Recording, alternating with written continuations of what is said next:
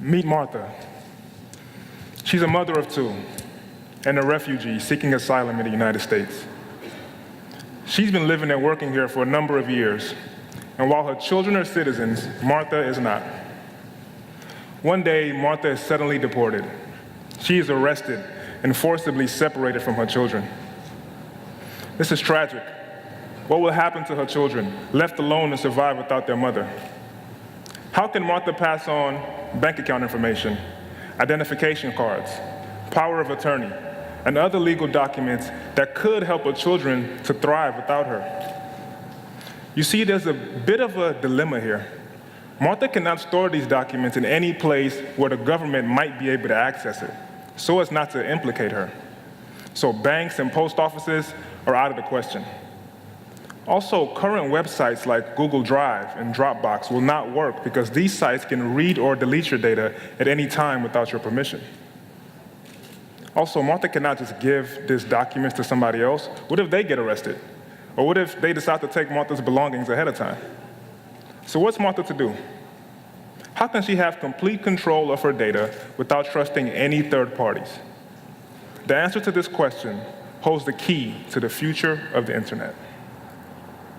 By leveraging new technologies like blockchain and publicly accessible databases, Martha can secure this data with encryption keys that are known only to her daughters. Then she can store this encrypted data in a publicly accessible database that's not controlled by any government or corporation. When the time comes, Martha can press a button and know for sure that only her daughters can read her message. Myself and a group of researchers are working in conjunction with the United We Dream Foundation to make this a reality. Now I want to tell you a little story about the internet. When the founders of the internet first got together, they had a dream that every single person in the world would be connected to every other person, and each one of us would have complete control over who we were and what we could do on the internet. It was about 1995, and around this time, most websites were read-only, just a home page, about us page, and a contact form. And there were only about 45 million people on the internet, which was less than 1% of the global population at the time. Even fewer people knew how to make websites. In fact, if you knew how to make a website in 1996, you would be considered a genius. You would drop out of school and be paid extreme amounts of money by some company just to make their homepage. And so things were. But then, over time, more and more people started to learn how to make websites. And these newly minted software developers had some crazy ideas. They thought, hey, instead of just accepting the information that we see on the internet, what if we could contribute our own knowledge and our own ideas to the rest of the world? Instead of just one person making websites for everybody else, what if we could build the internet together? These ideas were powerful and profound, and they helped give rise to the current era of the internet, the era that we call Web 2.0, and it's all about sharing. From baby pictures to status updates to restaurant reviews, even physical property like homes and cars, we are now hyper-connected. And even more importantly, we went from just 1% of the world having access to the internet to now over 50% of the world having access to the internet. This has affected our human existence in very fundamental ways. Now, a software developer in rural India can work full-time for a startup in San Francisco. Civil rights activists in Egypt can connect with like-minded individuals in London and orchestrate a political movement. Young girls in Africa can take math classes at Stanford and Harvard without ever leaving their home. We're living in a world without borders. So this is great, right? It feels like we've achieved the dream of the internet's founders. Well, not so fast.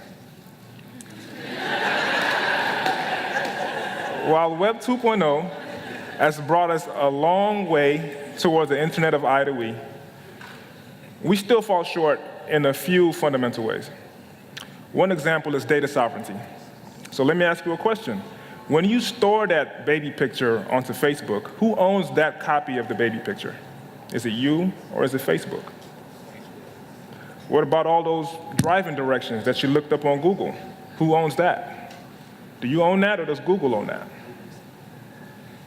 The answer is that as of today, Facebook and Google basically control all of the data that you generate on their platforms. This means that for most people, they don't even control their own internet identity. So, another example is international money transfer. How come it's so easy to send text messages and videos to Nigeria, but we still have to rely on Western Union just to send money? I mean, money is just a set of numbers in a database, just like a text message is just a set of letters in a database. So why the difference? Another example is censorship. While the internet is a bastion of free speech for most people, governments routinely block certain websites and sometimes the internet as a whole whenever it interferes with their agenda. Citizens in China cannot access any websites on the country's banned list. The US military blocks its personnel from reading certain news sites. And countries like Cuba, Syria, and Chad will sometimes unplug the entire internet just to keep their citizens from communicating with each other. We are not living the dream of the internet. So how do we solve this? The answer lies in the next wave of the internet, the era we call Web 3. Where everyone will have unrestricted rights and access to the internet. Everyone will have complete control of their own internet identity. This era will expand the concept of sharing and redefine the concept of ownership. Web 3 is powered by one core idea. That idea is transparency. Transparency powered by blockchain technology. So what is a blockchain? A blockchain is basically a peer-to-peer database where every single participant maintains their own copy of all the transactions that happen within the ecosystem. This means that everybody can see what's going on, but no one entity can control the network.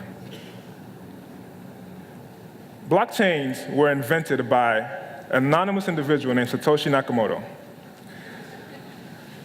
who also simultaneously invented a cryptocurrency known as Bitcoin.